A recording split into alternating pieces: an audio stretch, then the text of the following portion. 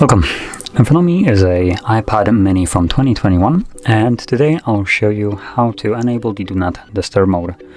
And to get started, all you need to do is pull down the notification panel from the right side, because if you try to pull it from the left, as you can see, you get this just notifications. Now here we get Control Center.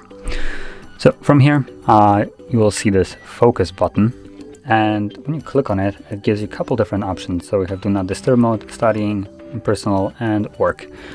So just select Do Not Disturb mode. Obviously you can customize those if you want to by going into the settings or clicking right here. So we have until this evening, so we have just a couple options right here how it will be toggled, and also we can tap on settings. This will quickly take us to the Do Not Disturb mode settings, where you can customize also how it functions. But as you see, to turn it on, you just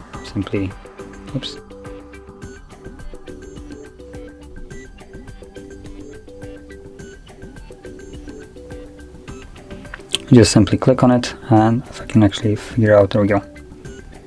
So it's right now enabled and on and off right here. So if you found this video helpful, don't forget to hit like, subscribe, and thanks for watching.